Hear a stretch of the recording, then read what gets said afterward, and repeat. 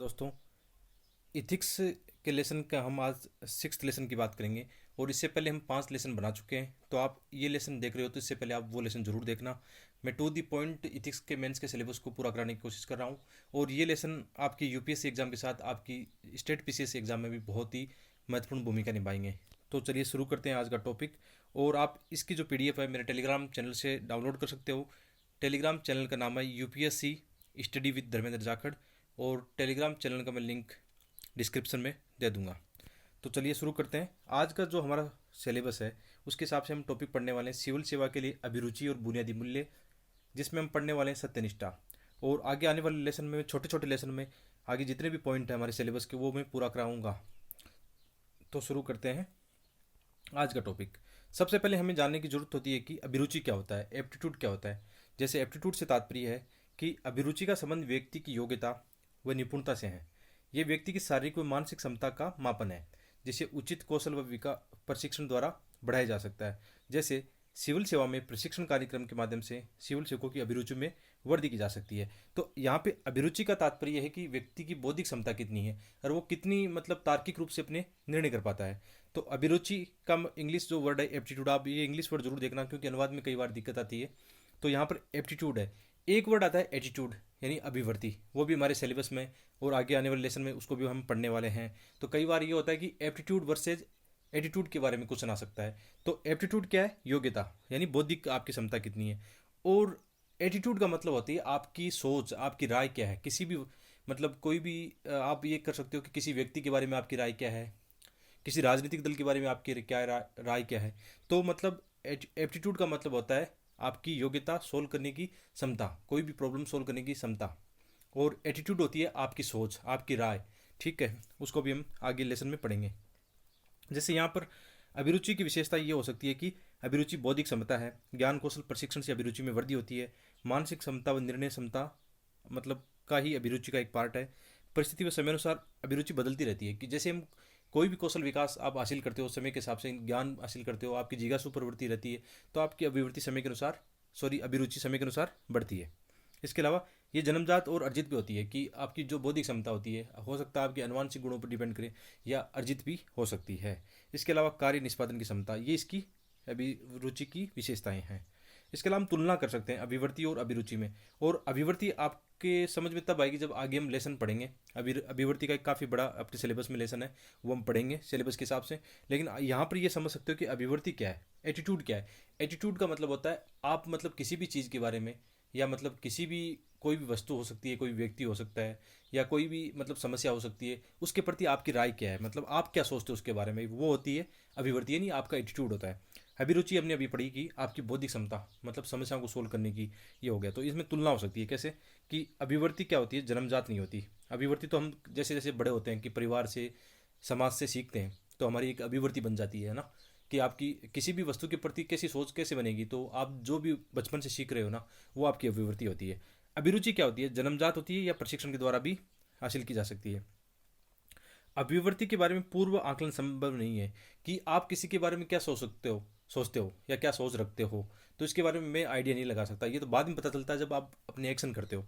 लेकिन अभिरुचि का ना पता लगाया जा सकता है। जैसे मैं अभी आपको कोई मैथ का क्वेश्चन दूं या कोई आपके सामने समस्या दूं, आप उसको सोल्व करते हो, तो अभिरुचि आपकी पता चल जाएगी। यानी इसका आकलन थोड़ा संभव है, यानी एग्जाम के माध्यम से भी अभिरुचि का पता लगाया जा सकता है।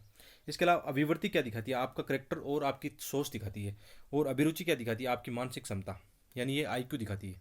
इसके अलावा ये अधिक स्थायी है, इसको थोड़ा बदलना मुश्किल होता है। जैसे पूर्व धारणा को बदलना मुश्किल होता है, उसी प्रकार एक अभिवृत्ति को भी बदलना मुश्किल होता है। लेकिन अभिरुचि में तो बदलाव संभव है, कि जैसे आप नया नॉलेज गेन करते हो तो आपकी अभिरुचि बदल गई, यानी आपकी और बौद्धिक क्षमता बढ़ गई।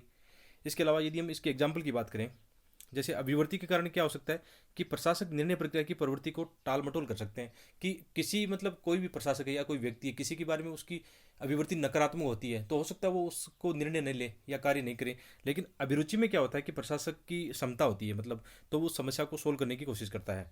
इसके अलावा एक दूसरा एग्जाम्पल हम यदि देखें, सांप्रदायिक दंगों का एक एग्जाम्पल लेते हैं, कि कोई प्रशासक जिसकी ड्यूटी जिम्मेदारी है कि सांप्रदायिक दंगे रोकने हैं, ठीक है, तो वो उन्हें रोक सकता है यदि उसकी अभिरुचि अच्छी हो। क्योंकि उसके पास ज्ञान कौशल विकास है, उसके पास एक टीम होती है, एक अच्छी सोच होती है, तो वो अभिरुचि के अनुसार क्या कर सकता है, दंगों को रोक सकता है, वो सक्षम है। लेकिन यदि उसकी अभिवृत्ति नकारात्मक हुई किसी के प्रति, एक वर्ग के प्रति, क्योंकि हम जानते हैं कि दंगों के अंदर दो वर्ग होते हैं, तो हो सकता है कि जो प्रशासक है वो एक विशेष वर्ग से ताल्लुक रखता हो, तो दूसरे वर्ग के प्रति उसकी अभिवृत्ति नकारात्मक या सकारात्मक हो सकती है। तो ऐसे हम एग्जाम्पल देख सकते हैं।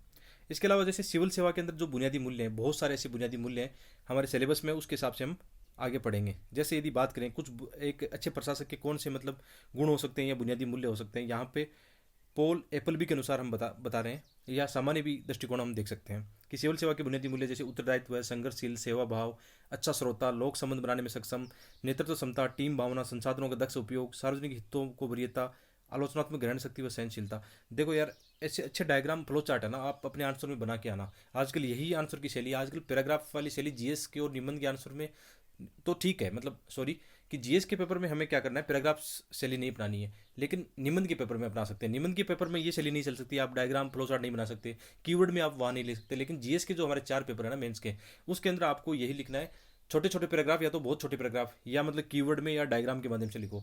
निबंध में याद रखना, निबंध में केवल पैराग्राफ शैली ही चलेगी, ठीक है। जैसे हिंदी लिटरेचर ऑप्शनल सब्जेक्ट है, तो उसमें भी दोनों शैली आ सकती है, कि पैराग्राफ शैली भी होती है, लेकिन कई कई जगह में मतलब कुछ पॉइंट वाइज भी लिखना होता है। लेकिन यदि जीएस की बात करें तो चारों पेपर में आपको इस बात का विशेष ख्याल रखना है कि आपको पॉइंट फॉर्म में या डायग्राम, फ्लो चार्ट या छोटे पैराग्राफ में ही लिखना है।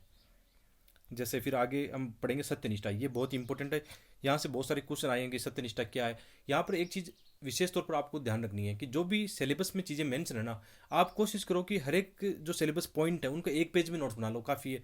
और यदि आप ये लेसन देख रहे हो, ईमानदारी से इनको कर रहे हो, तो मेरी ये गारंटी है आपको लेसन बनाने की आवश्यकता भी नहीं होगी। क्योंकि मैंने कोशिश यही तो की है, क्योंकि मेरे 3-4 साल का जो मेंस लिखने का अनुभव है, 3 बार इंटरव्यू फेस करने का अनुभव है, तो कहीं ना कहीं मेरी एक सोच ऐसी बन गई कि किस प्रकार हमें सिलेबस को शॉर्ट में कवर कर लेना है। ज़्यादा पढ़ने से कुछ नहीं होने वाला यार, ज़्यादा पढ़ोगे तो याद कितना रहेगा, फिर एग्जाम में कितना प्रोड्यूस कर पाओगे। तो शॉर्ट में पढ़ो, स्मार्ट तरीके से काम करो, इजीली आपका मतलब देखना सिलेबस भी कवर हो जाएगा और अच्छे मार्क्स भी आएंगे। आप देखना वो स्टूडेंट जो लगातार, जैसे विशेष तौर पर हम देखते हैं कि हिंदी मीडियम में ज़्यादा किताबें पढ़ते हैं, कि जैसे इथिक्स पढ़ना है तो इथिक्स की 5-5 किताबें पढ़ते हैं, तो वो कभी भी है ना, देख लेना आप, वो न तो सिलेबस को पूरा कर पाएंगे, नहीं ही एग्जाम में अच्छा लिख पाएंगे, और नहीं उनके अच्छे मार्क्स आएंगे। इसकी बजाय ये हो सकता है कि यार आप संक्षिप्त में सिलेबस को जरूर पढ़ना है, सिलेबस को बिल्कुल स्किप नहीं कर सकते। एवरी पॉइंट को आपको ना छोटे में नोट्स बना लेना है। जैसे अपने जीएस के 4 पेपर हैं, तो चारों पेपर को जब भी आपको पढ़ना हो ना, कोई दुविधा नहीं होगी आपको, सिलेबस सामने रखो, प्रीवियस ईयर के पेपर देखो कैसे क्वेश्चन आ रहे हैं, सिलेबस कैसा है, सिलेबस के जो भी पॉइंट मेंशन है, जैसे मैं यही तो कर रहा हूँ, आप इन लेसन को गौर से देखोगे ना, तो देखना मैं सिलेबस के एक एक पॉइंट को उठा रहा हूँ, उसी बेस पर मैं कोशिश ये कर रहा हूँ कि इस पॉइंट का 1-2 पेज में क्या मतलब नोट्स बन सकता है, ठीक है, क्या एग्जाम्पल हो सकते हैं, ऐसी ही हमें कोशिश करनी है। तो विश्वास रखिए, आपको निश्चित रूप से बहुत बेनिफिट मिलने वाला है, ठीक है। इसके अलावा जैसे हम देखते हैं कि सत्यनिष्ठा क्या है, इंटीग्रिटी, इंग्लिश में इसको इंटीग्रिटी बोलते हैं। सत्यनिष्ठा का संबंध उच्च नैतिक सिद्धांतों से है, जैसे सद्गुण, सच्चाई, ईमानदारी व कर्तनिष्ठा। या इसकी दूसरी परिभाषा क्या हो सकती है कि अपने जीवन में उच्च नैतिक आदर्शों व ईमानदारी का पालन करना ही सत्यनिष्ठा है, ठीक है। आप मतलब सामान्य परिभाषा में भी आप ये कोशिश कर सकते हो कि सत्यनिष्ठा की जो भी आपको परिभाषा अपने शब्दों में आप लिख पाते हो तो वो अच्छी बात है। अपने को जरूरी नहीं कि एक जो बुक्स में हम पढ़ते हैं कि एक थ्योरी वाली या सिद्धांत कोई परिभाषा, वो उसको लिखना बिल्कुल ही आवश्यक नहीं, आप अपने शब्दों में लिखो, ठीक है।